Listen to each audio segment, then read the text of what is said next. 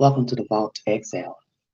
This commentary is pertaining to Lori Vallow Daybell trial, Google searches, and cell phone data gathered by FBI agents. KTVB7 is the source. Today, I will bring you back-to-back lives pertaining to this trial and other breaking news. I will also bring you commentary pertaining to Brian C. Koiberger. Here's the source of information. Well, browsing history, text messages, and other digital evidence were all on display today during Lori Vallow Daybell's murder trial. This is the third week of that trial, which is moving quicker than expected. Vallow is charged with murder, conspiracy to commit murder, and grand theft in the deaths of her two kids, J.J. Vallow and Tylee Ryan, and her husband, Chad Daybell's late wife, Tammy. Abby Davis joins us now. Abby, the question is, what are the major takeaways from today? What did we learn from this digital evidence? Well, Brian, much of what we heard today was information jurors already knew based on several other witnesses' testimony. But they heard from more experts who handled the case, including an FBI analyst who went over text messages and search histories. Early Monday morning, Rexburg Police Detective David Stubbs took the stand again. Stubbs spoke to search warrants issued during the investigation and electronic data. Some of these, for lack of a better word, we attributed to calling burner phones. He told the jury officers obtained warrants for 18 phones connected to Lori Vallow. Electronic data helped officers find Vallow and her current husband, Chad Daybell, in Hawaii, and ultimately the bodies of Lori's missing kids. Why would you look at someone's search history? Like I said, we're looking for children, whether they were looking for hotels or plane reservations or anything that would help us try and locate these children. After police found JJ and Tylee's bodies, Stubbs said investigators asked Google to help with something called geofencing. They were trying to see which devices were at Daybell's property and Vallow's apartment around the time the kids went missing. In all of that data, the only person that you found that had been to both Chad Daybell's home and Lori Vallow's home on September 22nd or 23rd or September 8th or September 9th was Alex Cox. Yeah, the only one that we could see that shared all those locations, those dates, times. So you couldn't tie Lori Vallow to those locations at those times? Correct. As we reported, Alex Cox, Lori's brother, is now dead. Cox's wife testified during trial that before he died, Cox told her he might be Chad and Lori's fall guy. All right, if the state wants to call us next witness. After Stubbs, FBI analyst Nicole Heidemann took the stand. She went over internet searches and texts from the time Chad and Lori met in 2018 until a few months after the kids were killed. Did you also review some texts between Chad and Lori from July 22nd of 2019? I did. That was just days after Cox killed Lori's ex-husband, Charles. Texts read aloud in court Monday showed Chad and Lori were talking about their plan to eventually live in Hawaii together. She says, "I love you. You will enjoy the scenery. Looks like Hawaii a lot." And is there another message then from Lori? Hopefully we will be there someday soon together. And what is the number associated with Chad's response? That is the plan and my greatest desire. The couple got married in Hawaii that November, just weeks after Daybell's wife Tammy was killed by asphyxiation.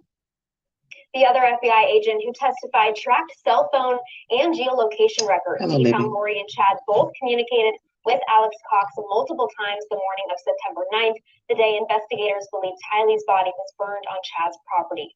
We also saw Vallow's sister, Summer Shiflett, in court for the first time today. She's considered Tylee's advocate, although, Brian, we're not sure yet if and when she'll testify. Have to play that one by ear. All right, thank you very much, Abby. So for updates throughout the trial, you can visit this story on our website at ktvb.com. And for more in-depth coverage from courts, scan the QR code that is on your screen right now for a link to all of our trial coverage. All right, everybody, KTVB7 is the source. So here in this commentary, you get information from court of agents reading off text messages, pings. Alex Cox, the decedent brother of Lori Vallow Daybell, is at the said locations of her home and Chad's home. They are speculating that Tylee was murdered or murdered and or discarded on September 9th.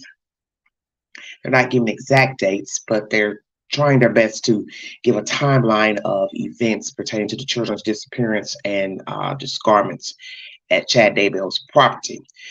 Chad and Lori knew not to be talking about the children's deaths, admitting to killing the children, asking to have the children murdered. 9 times out of 10, those conversations took place in person, not through text messages. But you will hear text messages from Chad to Lori that would insinuate he was going to murder Tammy, because they're talking about graduation of his children from BYU.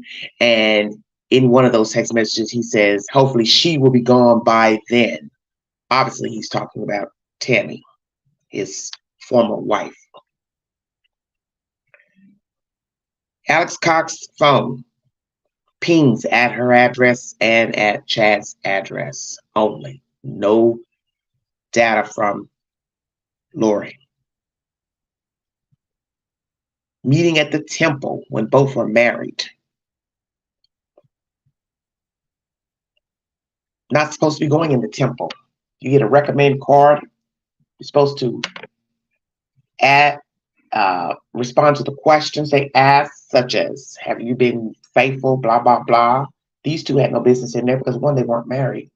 They were married to other people and going into the temple, which is supposed to be a sacred place. I also learned that information. Very disturbing information, quite frankly. They were living a lie. And that's the whole gist of this story, no matter your perception of these entities. Is she delusional, sick, mental, evil, or both? She knew what she was doing. Due to the fact that there's so much covering up, 18 burner phones. That's at least 6 phones per person with the 3. Why do you need that many phones? Caring more about your image in the church than the fact that you are having an affair. 2 parties are both married, having affairs, meeting secretly, messaging secretly, going into a sacred place, lying on the recommend card, and plotting murder.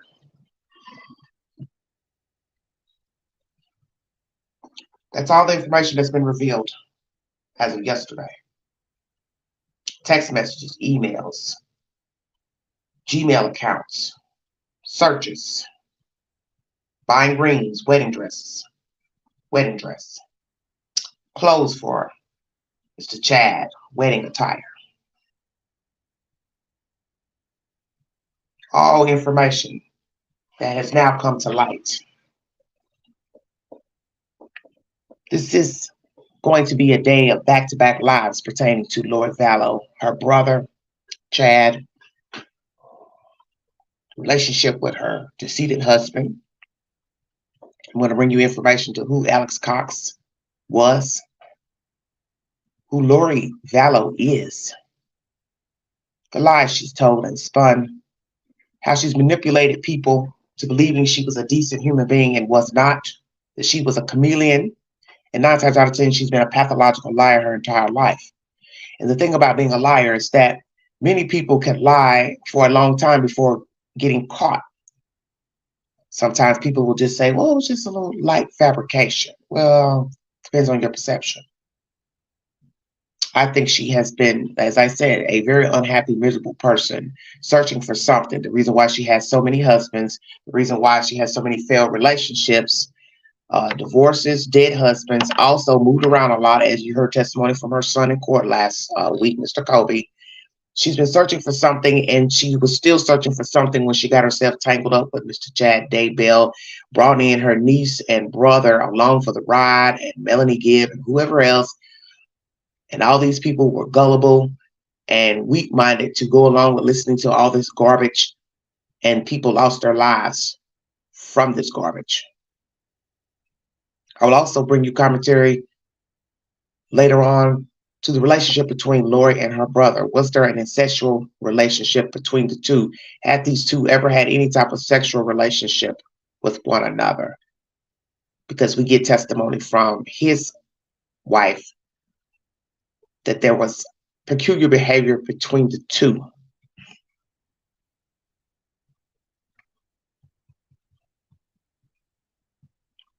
Week 3 of testimony in the Lloyd Vallow Daybell trial ended Monday with special agents of the FBI on the stand telling the jury about concerning Google searches and cell phone tower data. So far, the jury has heard from some family and friends, including Lloyd Vallow's only surviving child, Kobe Ryan, as well as multiple police officers from Rexburg in Arizona. The jury has also seen body camera footage of law enforcement searching her apartment, as well as the autopsy photos of Lloyd Vallow's children, Tylee Ryan and J.J. Vallow.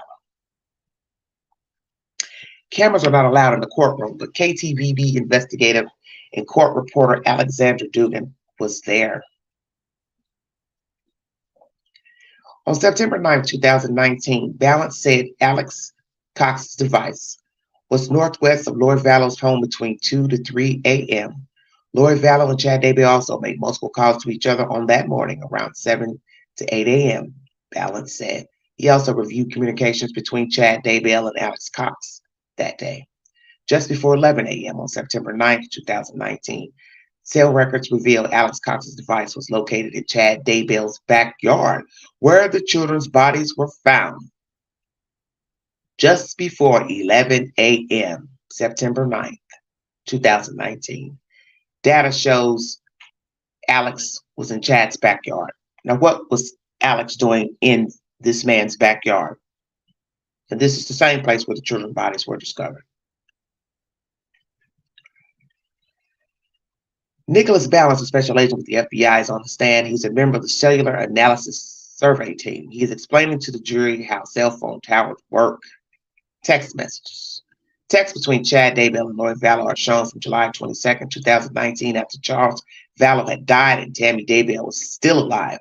Chad, love you, missing you desperately, but so excited to be with you. Lori, you will love it. Wow. Chad, not as much as I love you. Lori, I love you. You will enjoy the scenery. Looks like wow a lot. Chad, hopefully we'll be there someday soon together. Lori, that is the plan. Chad, and my greatest desire. The jury is saying 3 phone numbers associated with Lloyd Vallow that were saved in her niece's phone, Melanie Boudreaux Pawlowski, as Lily and Lolo. Lori Vallow's number was also saved in Charles Vallow's Amazon account, even though she was living in Rexburg at the time and Charles Vallow was dead. This is the account police say she tried to order wedding rings and dresses on. Hardiman with the FBI located multiple phones tied to Chad Daybell, Lloyd Vallow, and Alex Cox. The police were able to narrow down the phone numbers to show which ones that were of interest to them in to search.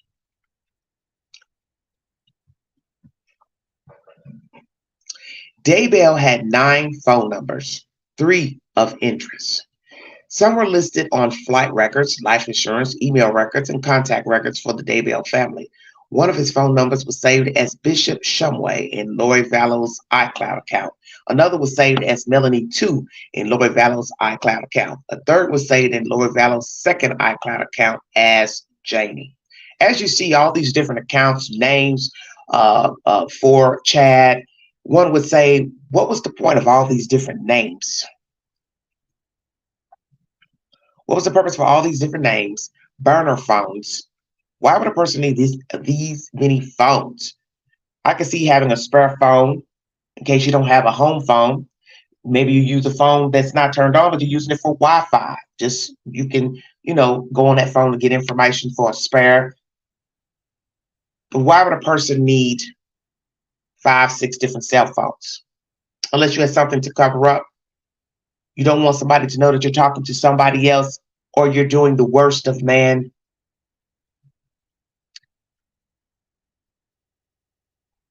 You're plotting the death of someone, plural. She also eventually saved one of his numbers as Bubby in her account and in a separate account saved as Rebecca Shumway. On August 11, 2019, Lloyd Vallow texted Chad Daybell, birthday kisses all over. Google searches.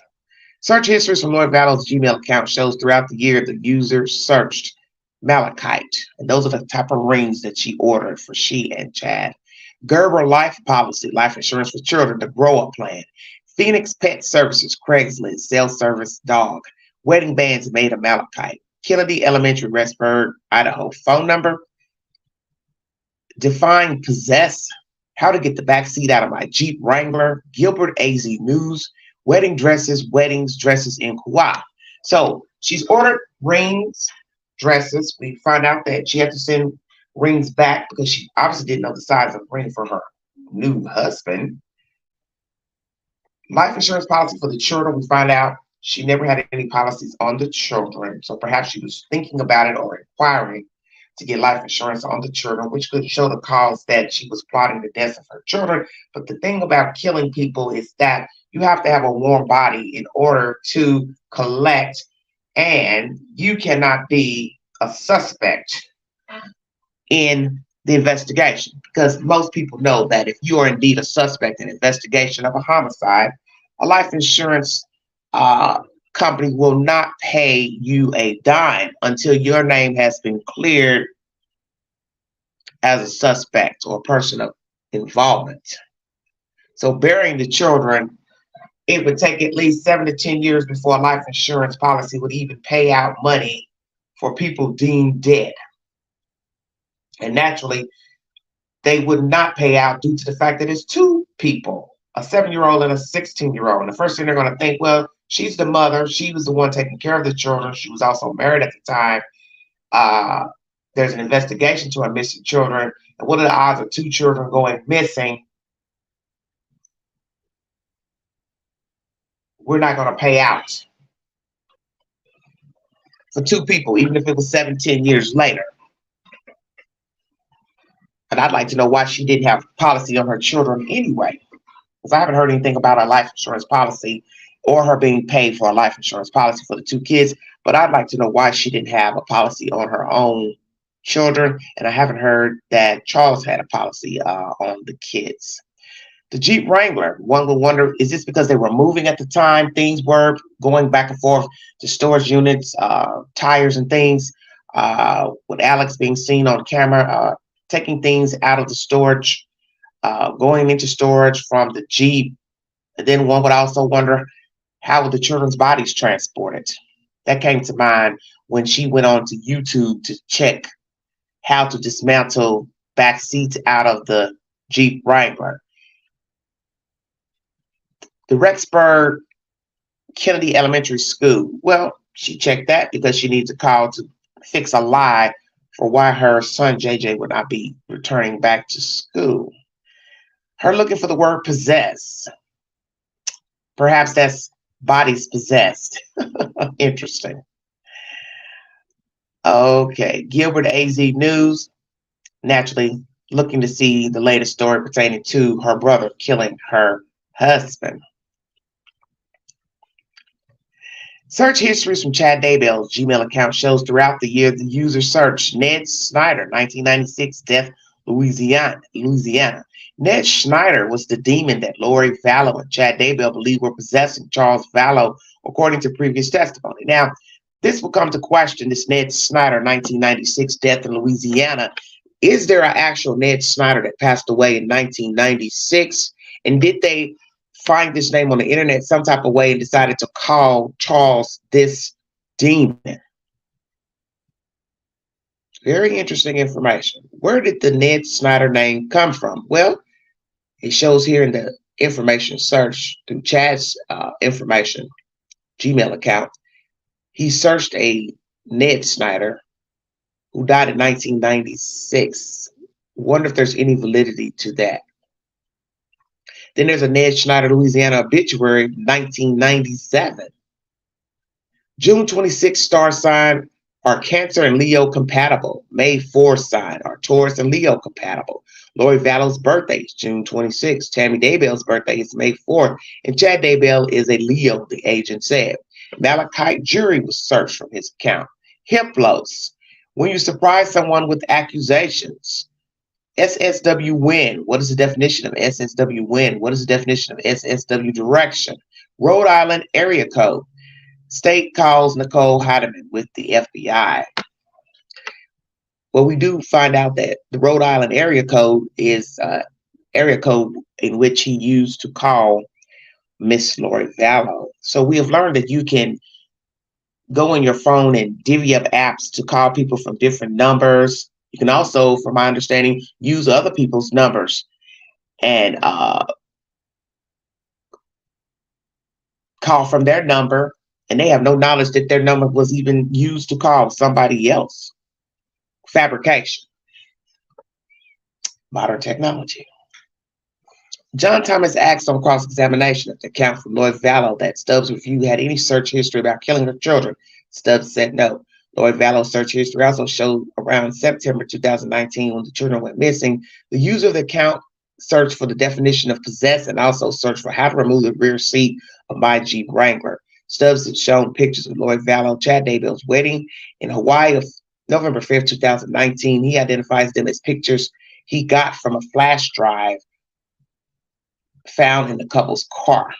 Stubbs said Lloyd Vallow's search history on August 25th, 2019 showed the user was looking for wedding rings and ended up ordering 2 rings that totaled $808.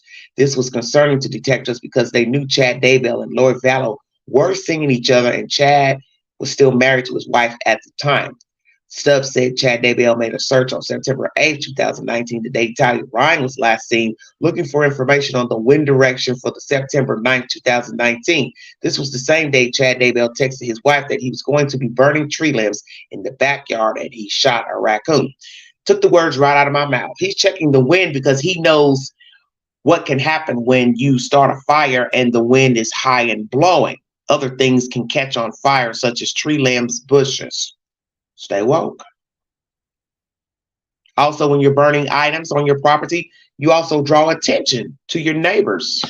So how close are the neighbors to his property? Because people talk, and someone may see you passing, walking down the street, riding your bike, going to town. Hey, I saw smoke coming from your backyard. You burning brush, this and that? Then what would he have said? So imagine how the child was transported. Both children were transported to this location, what time of day, what day they were actually murdered, manner of death, how they got to the property, how long it took to dig up this small hole, this shallow hole for the children, and how long it took to burn down. Because we hear that there was nothing left of the girl child, but just mass and bones. And why did they choose to dismember her and burn her and not JJ? It's very macabre. This is a very macabre story. And what they did to the children is inhumane and just vile. Okay. So he's checking the wind direction, September 9th. And that's the same day he texted his wife about burning tree limbs in the backyard and that he shot a raccoon. Yeah, I'm sure you did.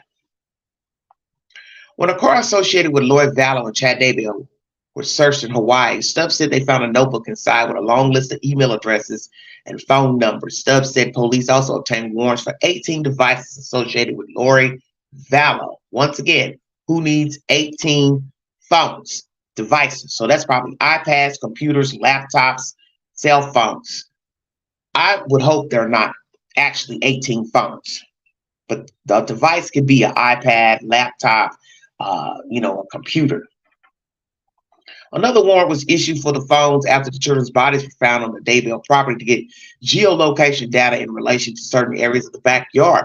Police asked Google to drop a pin in the middle of Daybell's property and draw a circle 250 meters from the pin to see which devices were present in that circle around the time the children went missing. This is known as geofencing. Officers did this with Lloyd Vallow's apartment too. The devices associated with Alex Cox, Lloyd Vallow's brother, was the only device that had come back and forth multiple times between the two areas around the time the children went missing, Stubbs said. So this would implicate the brother as being the one that discarded the children's body on the property, but still Mr. Daybell is complicit because, one, this is his property, and how would he not know what was going on his property? The fact that children are buried there, dismembered, burned, he has full knowledge of the children there. The brother was there. And then the gist of the story, Lori knew the children were there.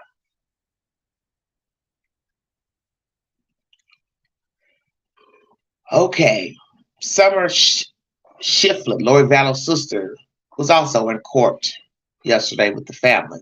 Detective David Stubbs with the Rexburg Police Department is back on the stand. He is the officer who questioned Lori Vallow at her home on November 26, 2019 regarding the whereabouts of J.J. Vallow. He went back with a search warrant the next day. He searched Melanie Boudreau's apartment, now Melanie Pawlowski, who was Lori Vallow's niece. Stubbs searched another apartment that was rented out to Lori Vallow, but her brother, Alex Cox, was also living there. All three apartments were in the same complex in Rexburg. Repeat, all three. Stubbs is describing how police can search what is on the cell phones they obtain in order to obtain data from Google. Police have to request it from the company itself. So amazing how we can't reach Google for certain information and questions about YouTube and accounts and being locked out of our accounts. But the police has a way of contacting Google directly to get cell phone pings and information. And somehow Google obliged them with the information to put Alex Cox in the backyard of Chad Daybell's property, same place where the two children's bodies were exhumed. Very interesting information. KTVB7 is the source. So here in this commentary, you hear that there's nothing on phones of Lori saying, kill my kids, murder my children to Alex or Chad. But one can use deduction that she had knowledge of her children's demise and discarnment because they are all evenly yoked. He's her new husband, once her lover, new husband, brother, rented apartments. I found that interesting, where it says here, Stubbs searched another apartment that was rented out to Lori, but her brother Alex was also living there. So obviously she rented an apartment for her brother. And I thought that was interesting. How is it that all these people are being able to live in the same apartment complex? They must have some damn good credit. Because when you see those townhouses, they look very nice. They don't look low income or in a shabby neighborhood. Definitely not your standard trailer park. Very nice place. And yet all three are there. All three zombies living amongst one another, cohabitating, evenly yoked, and plotting the deaths of innocent people. What I think many people need to focus on is the obvious. Who was next on the hit list? Because I will bring you commentary pertaining to the disposition of Lori and who she is, and possibly how she came to be this demon seed. And it has been revealed by her own brother that anytime anyone fell out with her, she disowned them, especially when it came up about the children missing. And she had support from her family, mother, father, a few other relatives, before the children were discovered on Chad's property. And they turned on the brother. And you will hear him say later on today that he was in good standing with his family, well loved by his family. Seemed like he was basically saying the most. But when it came to good old Lori, Miss Lolo, their affection was more favorable for her. But how do they feel about Lori now? Mother, father, aunts, uncles. I'm also going to bring you conversation from an uncle who has been at the trial, watching the trial. How do you all feel about Lori now? I believe Alex and Lori have these sinister ways from their father, who has been deemed a very authoritative figure from one of the cousins who's spoken to the news. And he felt like his family sat higher than others, that everybody was below or beneath them. He has a problem with the government, been to prison for tax evasion. So the father was a stern figure, possibly still is. And perhaps his children learned these ways, I am better than you, God complex syndrome from their father. And sadly, unfortunately for the victims, they got in their path, their wrath, and they are now no longer.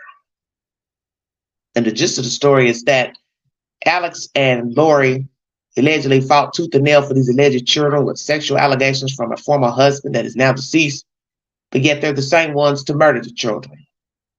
So how can you 1 minute fight for the kids' lives, fight for justice for somebody sexually assaulting your children?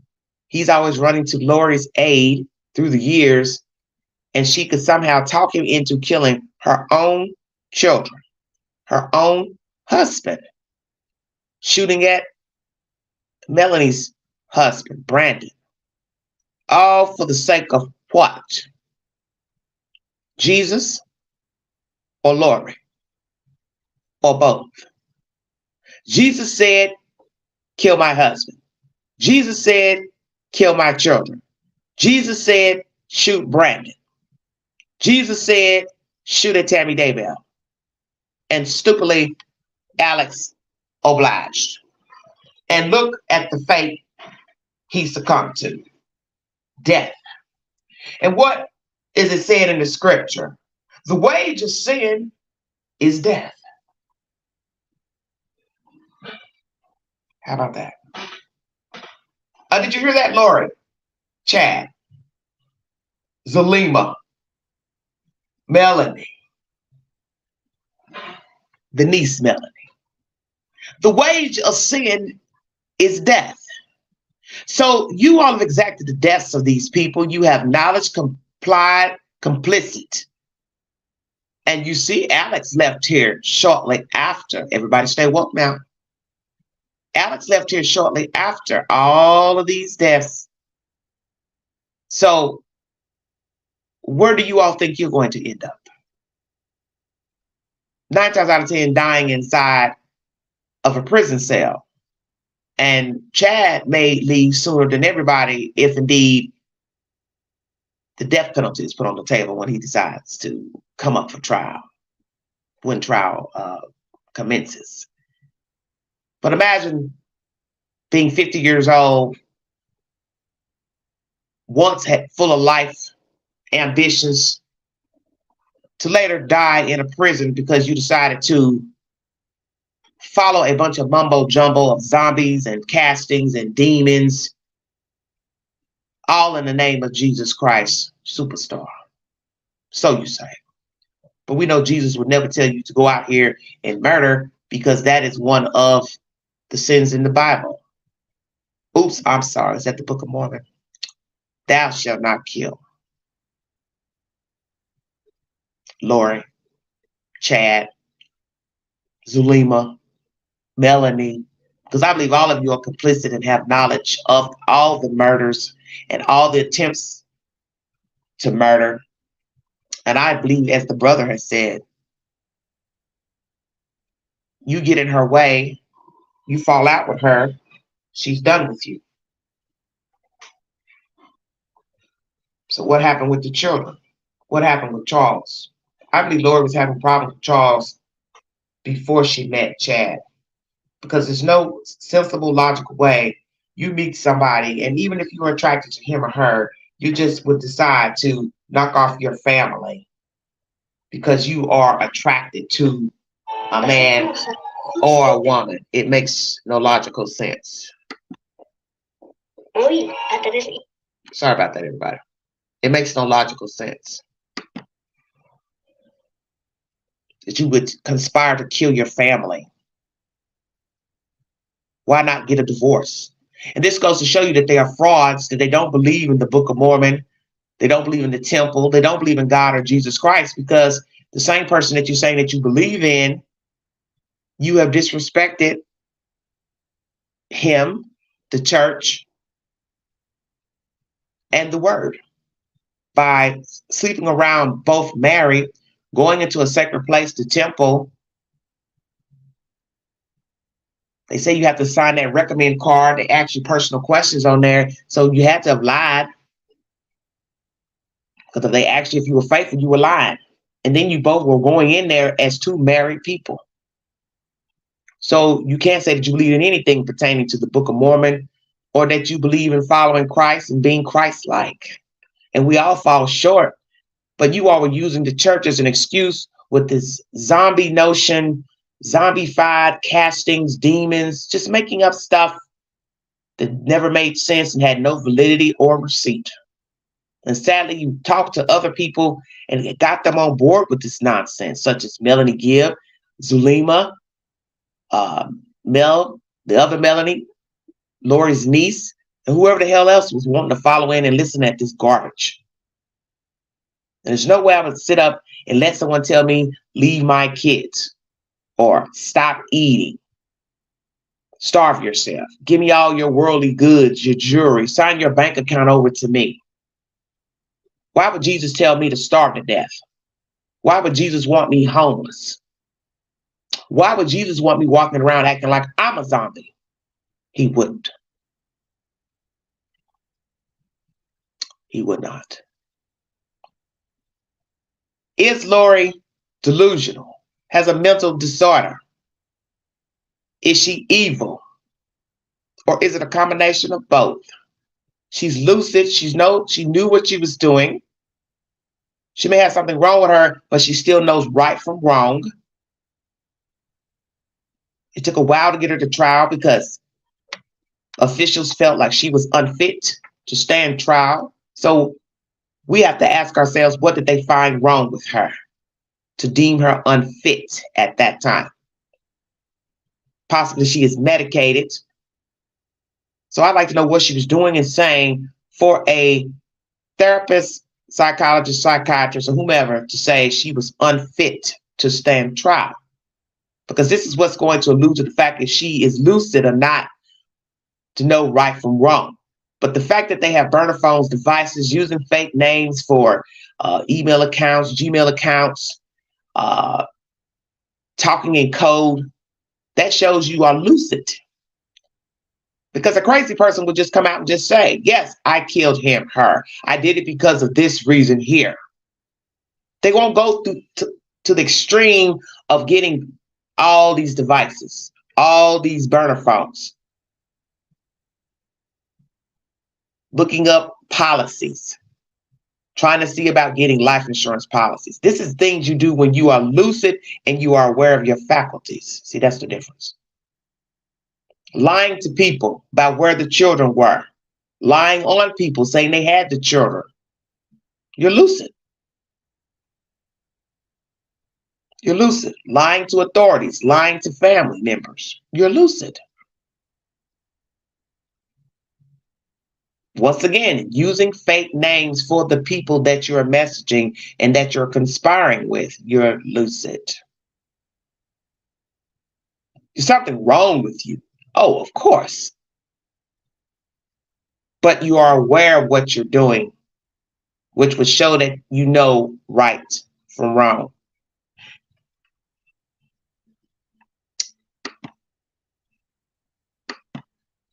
Lori's own words to show that she knew what she was doing, whether she is ill, dissociative personality, bipolar, schizophrenic. The cover-up is where many will have the problem as far as determining her mental state. And as I said, knowing right from wrong.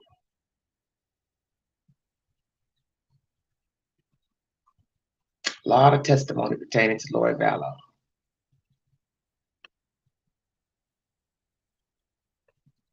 Court TV is my second source.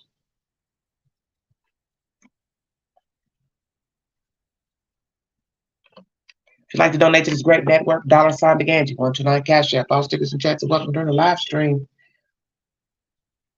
Court TV, everybody.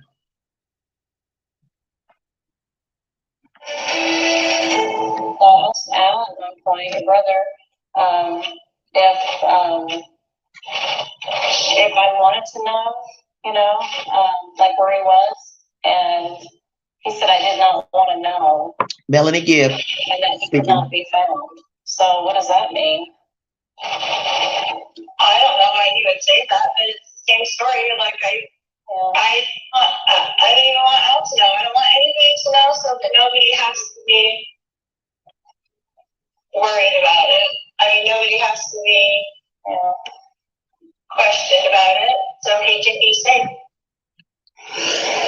This jury is getting to know Lori Vallow Daybell. It's not just from testimony. Let me stop right there.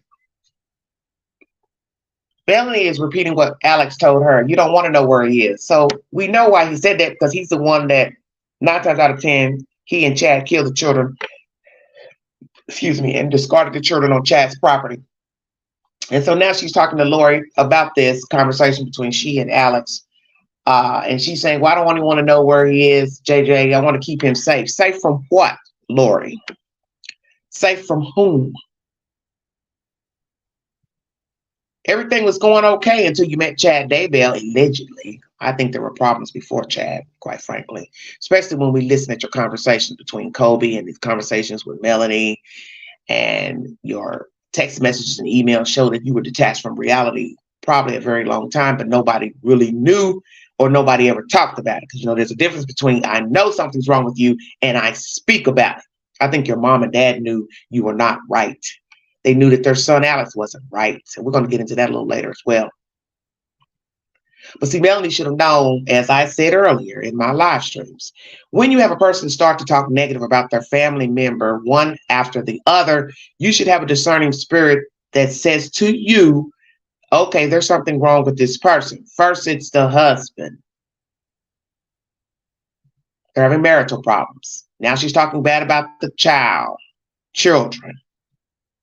Now you're having a conversation with the brother. You don't want to know where they are. Then you have Lori saying, oh, I don't know why he said that. No, what you really want to say is, I don't know why he told you that, because he talks too much. As we hear Zulema telling the court, Lori said he can't get anything right. Because this is what happens with people when they're doing wrong. They do fumble the ball. They do talk. They do chatter. And you all were talking in circles to people, but it came back to bite you in the butt down the road when those 2 children surfaced. And when Tammy died, that's when chitter chatter started with law enforcement. Okay, what's going on here? Dead wife, new wife, children missing. Ding! The chatter started. And you always leave a blueprint somewhere down the road. Now, some killers are meticulous. They don't leave a blueprint. They're not seen on camera. They don't leave behind any physical evidence, fingerprint, footprint. But you all like to talk to people. And where you messed up is when you started talking bad about the people who are no longer alive, and started talking about their death and their demise, and when they were going to die. And I don't think this person's going to live long, and they're not going to live long to be 50. And then voila, they're dead. Voila, they're missing. That's where you messed up. Phone pings. Never carry a phone with you when you decide to, 1, kill a person. Number 2, bury the body. You don't do that. Don't drive in your car to the scene of a crime, such as shoot somebody in the driveway. Alex can't hear us because he's dead. But I believe he's the one that shot at Brandon, and also the one that shot at Tammy in her driveway. What are the odds of that? 2 people, 2 separate states, are shot at in their driveway. And one seen leaving the scene, an aunt's daughter's Jeep, because allegedly that Jeep belonged to Tyler. You also heard testimony pertaining to Lori using Tyler's phone and pretending to be her texting Kobe. You can't get any more sick than that. See, these are the signs of being complicit and knowing right from wrong. Because you're doing things to cover your tracks as not to be detected. Sending money through Venmo using Tylee's account. That was Lori. Let's get back to court TV. Testimonies from recordings of her own voice. And the jury's heard a bunch of that. So what I want to do right now is play for you some pieces of the words and the voice of Lori Daybell that the jury has already heard during the first 2 weeks of this trial. It's significant, it's important, because this is a woman who's been accused of murdering her own children. How could a mother do that? Well, Prosecutors are trying to prove that by playing the words of Lori herself. Take a listen. Is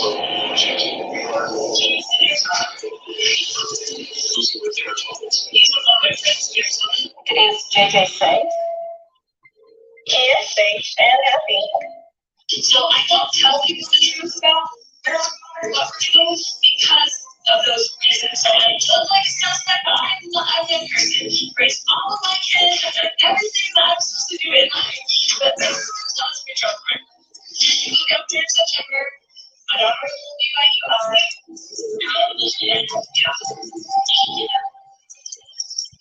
So just be clear.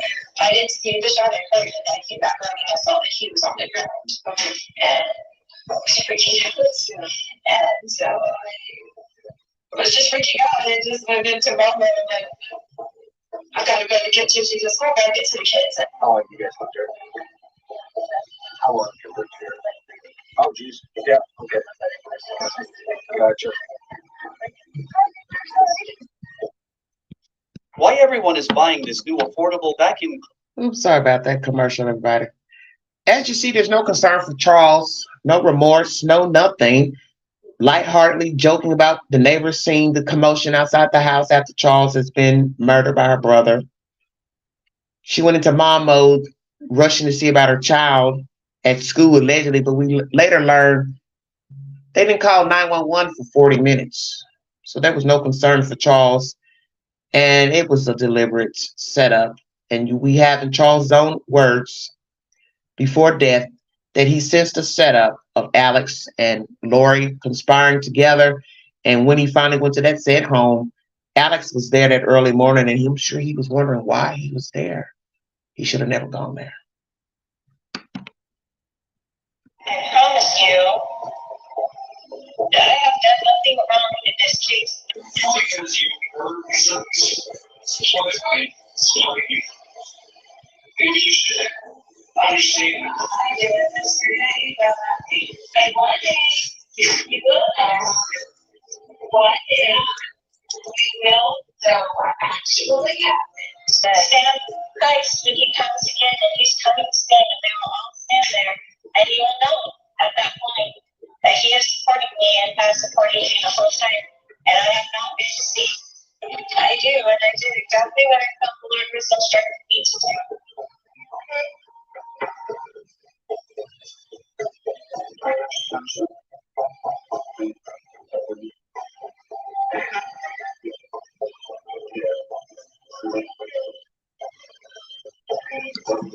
You hear at this point they're checking the property. He's telling her Chad's telling her they're there, police, and she's saying, what do you want me to do? And he's like, what? And then she says, just pray, Lori. These people are crazy as hell. It's crazy. You hear her talking to her son in the jail, saying that I did what I was supposed to do, what God wanted me to do. You will see one day that I did exactly what he wanted me to do. Before that, you heard her talking to law enforcement about she's taking care of her children. And one should focus on that because you're being interrogated about where your children are. And one, you're lying, being deceptive.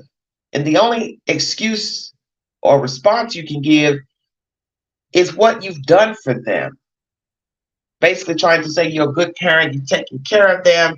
But that makes no sense because how can you be a good parent and then one day wake up and murder your children and then say that God told you to do these things? Jesus told you to do these things. You're gathering the 144,000. You're the chosen one. You're one of the lead people God has chosen. And that same favorable God told you to murder your child, children, husband, a wife, to do God's work. Why in the world would God ask me to murder somebody in order to get his message out to the public? It makes no sense because God wouldn't ask me to murder my children.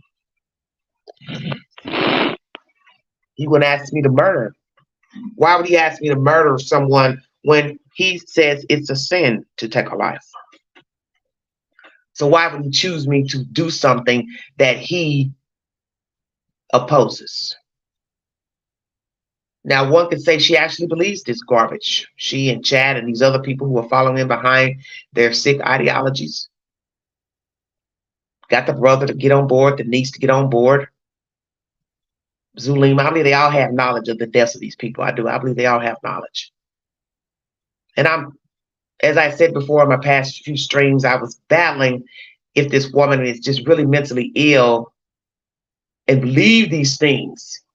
You know, she knows what she did, and she did it because she believes that she's a chosen person and that God told her, hey, you don't need your children on this journey. Kill your kids because I got work for you to do. They are not needed. They are no longer needed on earth. But the gist of the story is, you want me to believe that God told you to kill people that are related to you. Because as I said, you didn't murder your neighbor, school teacher, the guy at the convenience store. You murdered your family. Chad murdered his wife. So how does Brandon fit into this? You all shooting at him. What did he do? You were picking off people related to you. So there's a difference. So this favorable God is telling you to kill off people in your family, but not other people.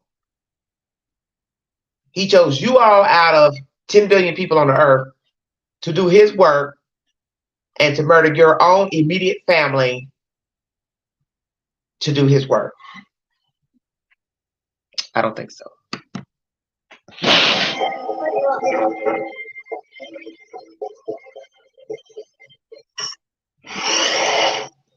So the question I have tonight is, does she need to testify to explain her words, explain her actions? Let's bring back in our think tank Philip Dubé, Bernard Villolona, Lori Murray.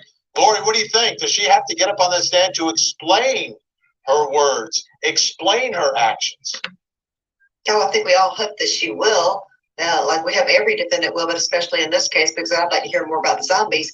But I don't think that she can explain it. She can only hurt herself. So does she have to? Maybe, but there is no good legal reason and no good legal counsel would recommend that she take that stand. Philip Dubé, does she need to explain it? I mean, these words are being used by prosecutors against her.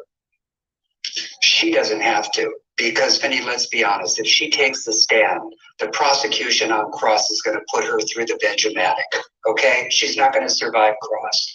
What you do is you put a doctor on to explain all the symptomatology associated with schizophrenia, with her pseudobulbar condition, with her hypomania, so the jury can get into her mind. You cannot have a rational discussion with an untreated schizophrenic or bipolar disordered patient. It's plain and simple. And you're asking her to get on the stand and explain her actions when she now, a couple of years later, is therapeutically medicated, but at the time she was not.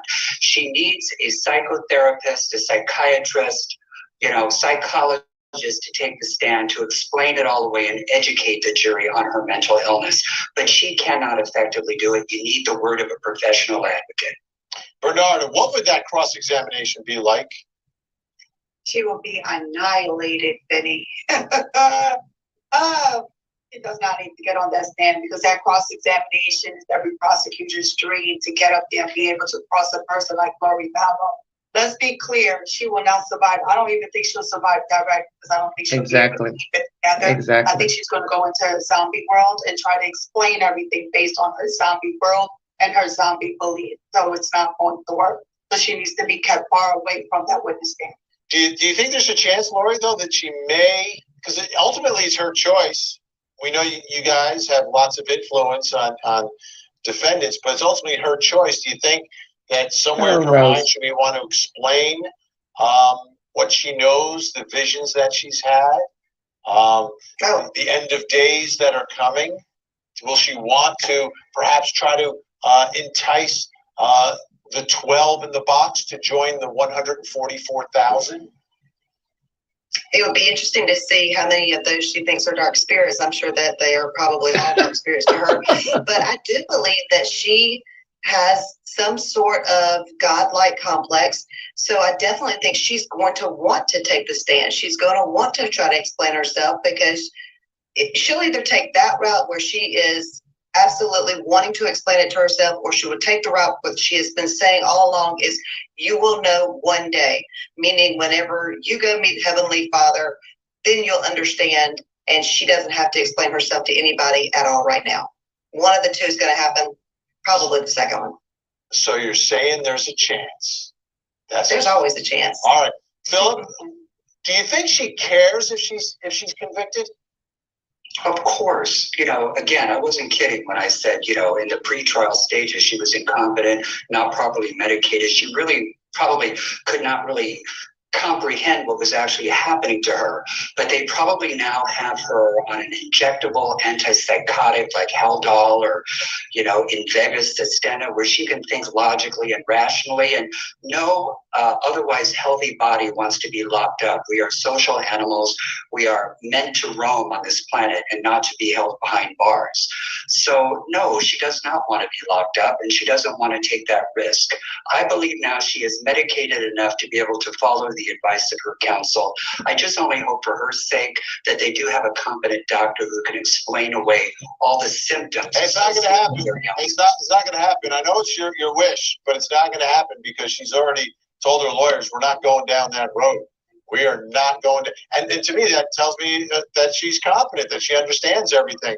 That's the other thing, Bernard, during the course of this case, everything that Chanley has described, she is reacting to moments inside that courtroom the way you would think someone who knows everything that's going on around her would react.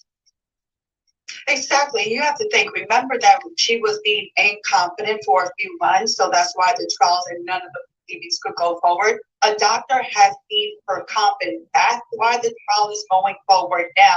And I think, to be honest, in terms of the prosecution, why they didn't try Chad Daybell first is because they didn't want to risk that while they were doing Chad Daybell's trial, that Lori Vallow will become incompetent again. Because that's the tricky thing when you're dealing with someone who does have mental issues, is that you have to try, as a prosecutor, once they're deemed competent, you get them to trial, because you don't know whether they're going to be deemed incompetent again. And it can be very soon. So the prosecution did what they needed to do in terms of trying her first. All right. Tried her first in case she decides to pop off again and fall off the wagon. So is she lucid? She knows what she's doing. She knows what's going on in the courtroom. She did not want an insanity defense. She doesn't want people thinking she's crazy. Will she testify? Has she asked to testify? If she's asked, what did her attorney say? They do not recommend a murderer ever testify before the court. Most defense attorneys do not want their client to testify for the obvious reason. And due to the fact of this bizarre case of bizarre teachings and ideologies, no, she would not last on the stand, either cross-examination by the state or from her own attorney. Because I think she would fall off once she started trying to explain herself, explain her teachings, how she met Chad, how everything came to be.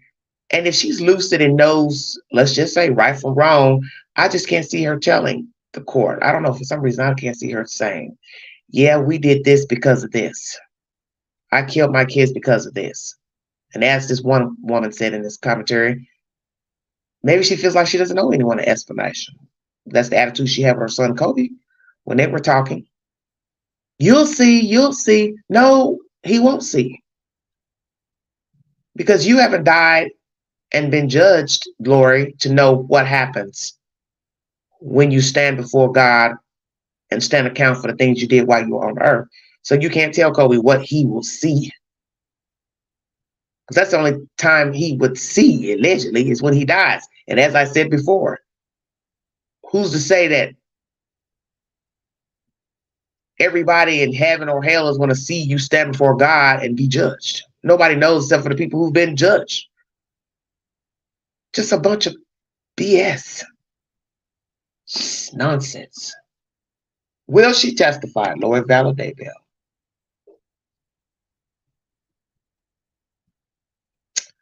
I don't know. Let's hear from her uncle. He has commentary on the court. Let's hear what the uncle has to say, everybody. Thank you for joining me. If you'd like to donate to this great network, $BeGanji 129 Cash App. Tickets and chats are welcome during the live stream. Thank you for your time. Back-to-back lives today, everybody, pertaining to Lori Vallow Daybell and Brian C. Koiberger. New information pertaining to Koiberger and his defense team. Will they subpoena the young ladies who are left behind, survivors? Imagine them not wanting to testify in the trial of this villain who killed their friends. Oh, mercy. Imagine that. Alex Cox. They are dead ringers. They're identical. It's freakish. I don't know if you were sort of like, wait, is he back from the dead? But tell me about your encounter. Yeah, it was very interesting. Like you mentioned, it just felt like a whole flood of Lori's family just showed up today in court. We haven't seen them up until this point, and then all of a sudden I'm looking to my left, as you mentioned, behind the prosecution. I'm seeing Lori's sister.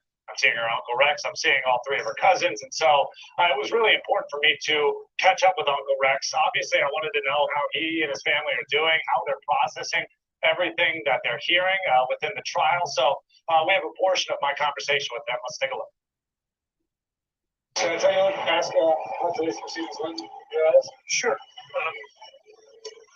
We're just here to support each other, the four of us, my three daughters and I, and so being there was just a little bit surreal. It's the first time we've seen Lori for 5 years or so.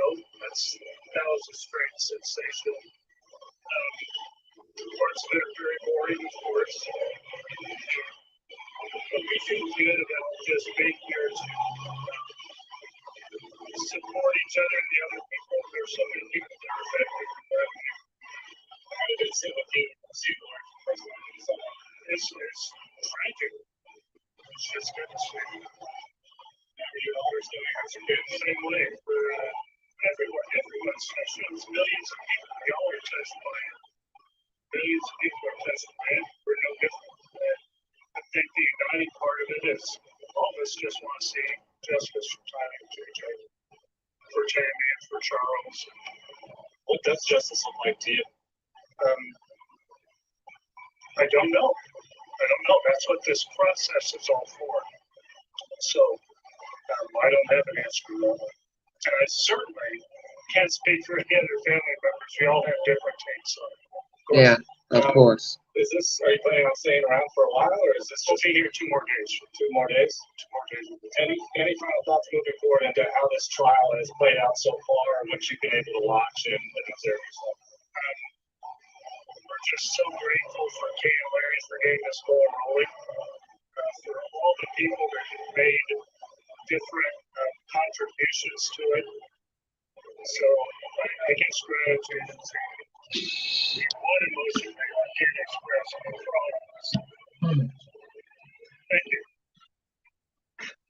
And Ashley, I would say that I also spoke to Summer Shipley, that's Lori Vallow's sister, during the lunch recess. However, she didn't want anything to do with me, really. She told me no comment. She wasn't talking to the media. That's not on camera, but that happened as well. So definitely a lot of efforts going forward to try to speak to Lori Vallow's family while they're here in court today.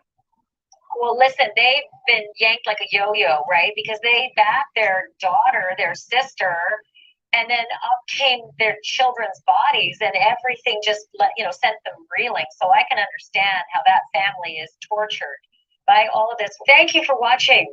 Go to NewsNation.now. All right, everybody. News Nation is the source. So we have the uncle speaking, and the decedent Alex Cox looks damn near identical to this uncle. It is very eerie looking at this uncle. I'm glad he specified that he is here for the children and the victims, all the victims, Tammy, Charles, and the children. Because at first he just kept saying, "I'm here with the family and with the family." So I wanted him to specify, because we don't know, what team you're riding on and why you're really there. And I'm glad he specified. It took him a while before he finally got around to saying, "I'm here for the victims, and we all stand differently I guess what type of justice we want, because he was asked that, and he says he doesn't know what justice looks like. That's why he's there, and he didn't want to speak for the other victims' family members. And he's glad that Kay and Larry got the ball rolling. So I'm glad he said that, because sometimes when you speak, you have to specify things so people don't misinterpret what you're saying. But justice, he says, I don't know what justice looks like. So that's why I'm here, to see how it plays out. So I'm wondering, does he really want Lori to stay in prison? Let's say she is found guilty. Would he and the family be on board with that? Or do they think she needs to be in a mental institution? Do they think she's crazy? What do they really think of Lori Vallow? Do they think she's guilty, number one? Do they think she's mentally ill? Or do they think she's evil and she exacted this crimes, with the decedent brother and Chad, and that she deserves to be given life in prison? Or some years in prison, then free? Who's to say? What are their actual opinions? You hear mentioning of a sister there, wouldn't speak to the news, doesn't want to give any comment. I do believe they said they gave eye contact in court. She and Lori, her attorney, spoke with the sister. Does Lori miss her family? And how do they feel about Lori? Because as you hear in this commentary, they were on board, supporting her when the children were missing. And it wasn't up until what? They surfaced, then what? They decided, oh, well, this doesn't look good. And I'm going to bring you commentary from a brother from a while ago, a year or so ago, an interview with East Idaho News, who can explain a little bit more about who his sister is and the dynamics between their family and she and Alex. And I think it's time that the situation between she and Alex gets addressed, because I'm wondering if that will also be further detail in this trial. I mean, will it come to light that there was more to this brother-sister relationship between Lori and Alex? Was there any type of nefarious deeds done with them as children?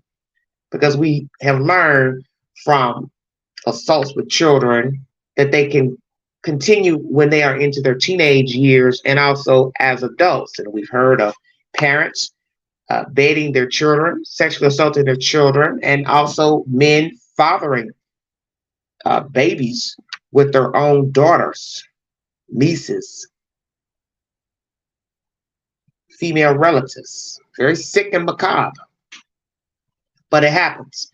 And as I said before earlier in this live stream, I believe Alex and Lori got their dominant God-like complex, God complex from their father. We hear the cousin, female cousin, stating he was a very stern individual. He thought very highly of himself and his family members above others, and he thought that they were better than other people.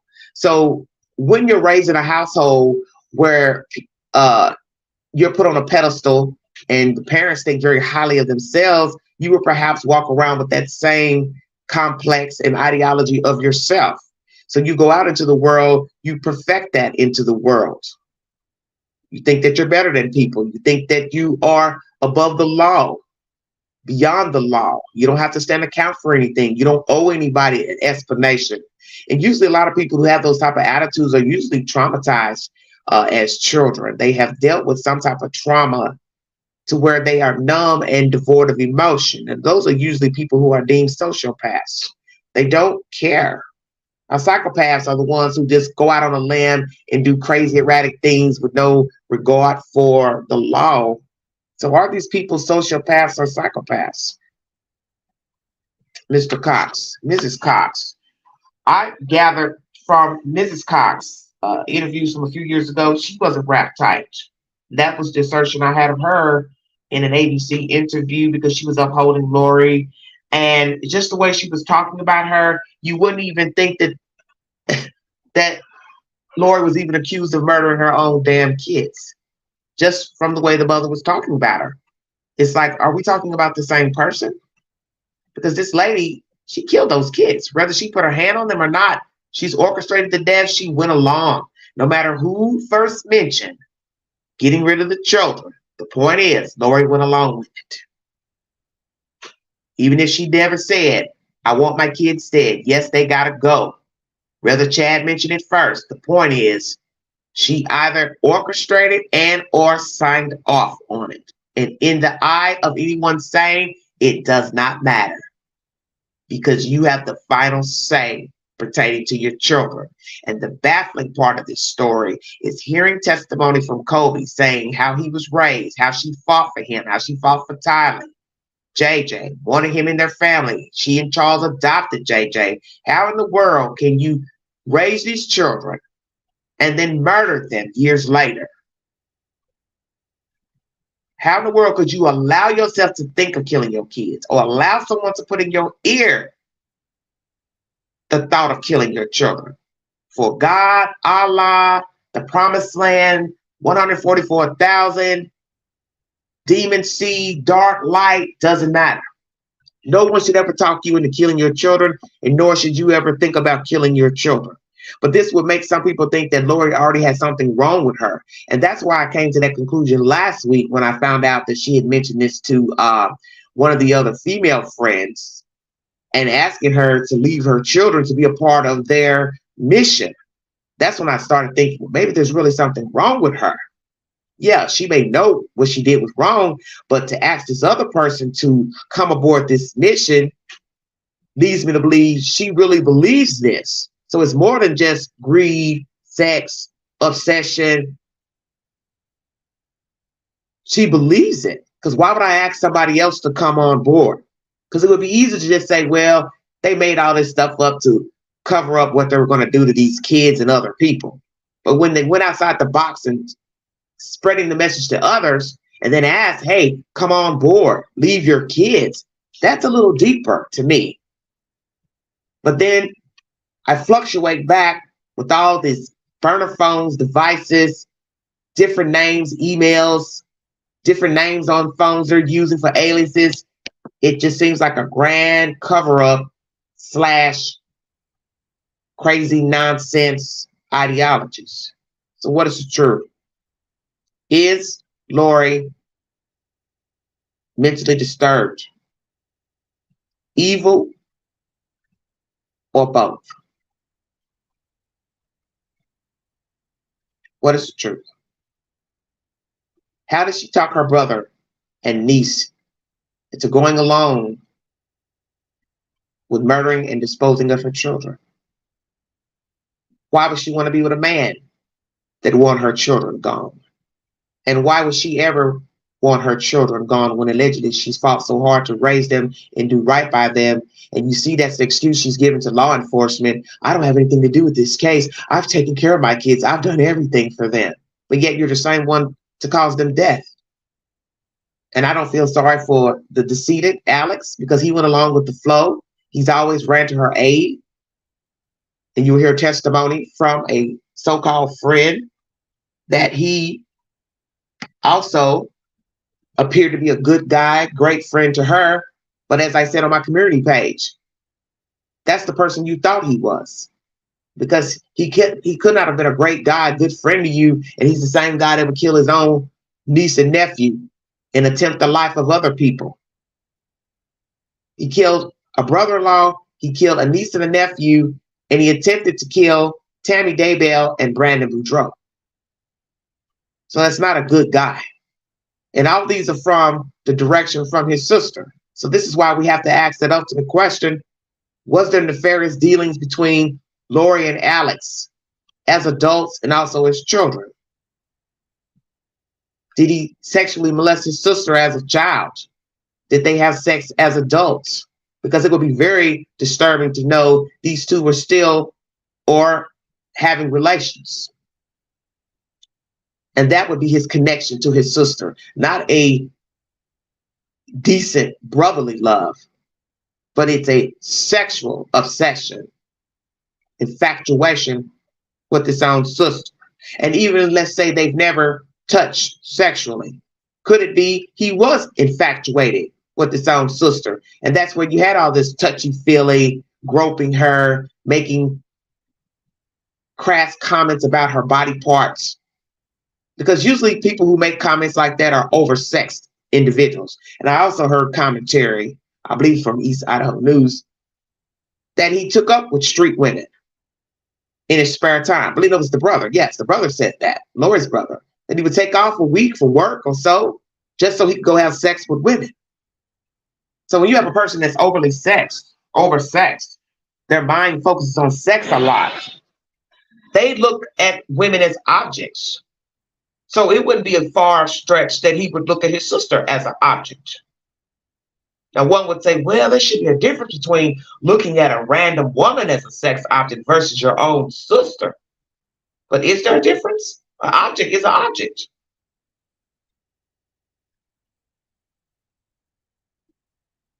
And we could question that with serial killers, serial rapists. A rapist could have a child,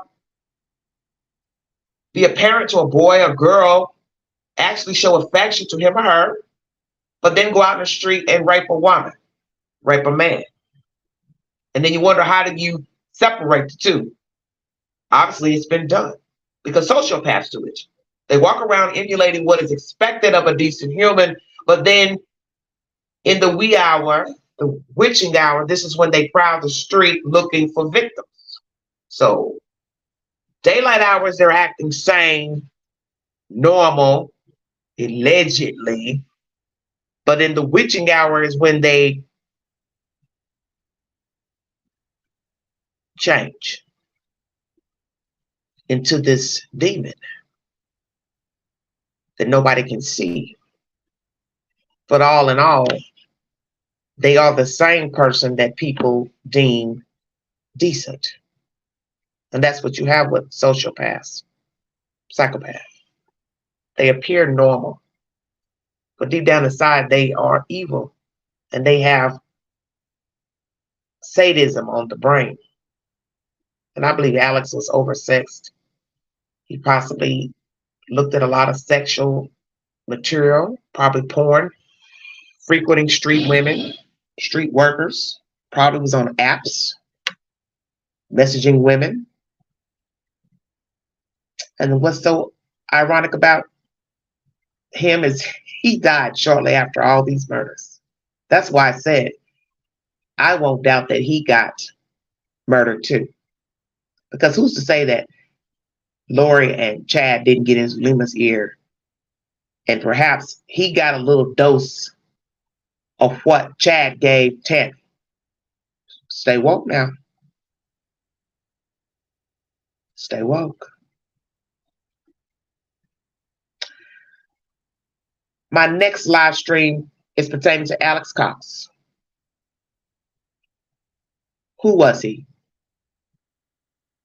Why did he conspire with his sister to kill his own brother-in-law and niece and nephew in an attempt on Brandon and Tammy Daybell? And had he lived, would he have murdered more people? And would they have murdered more people had they not been arrested? And the one stream I would love to do is on Chad Daybell. How does Chad feel about all the information that has been released of text messages, emails, Google searches, pings to his property, children being found on his property? Will he turn on Lori? Will he tell us the truth of what actually happened between he and she and how they came to be at this point in life? Will somebody finally talk and tell us what the hell happened out there in Arizona and Idaho and Hawaii and everywhere else and in between?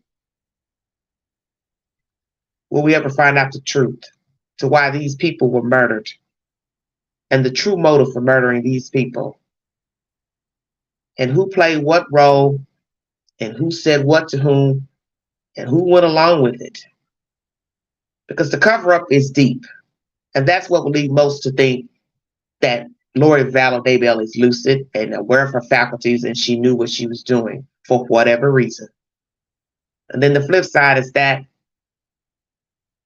she appears to believe in these sick ideologies. So you have to weigh, is she really ill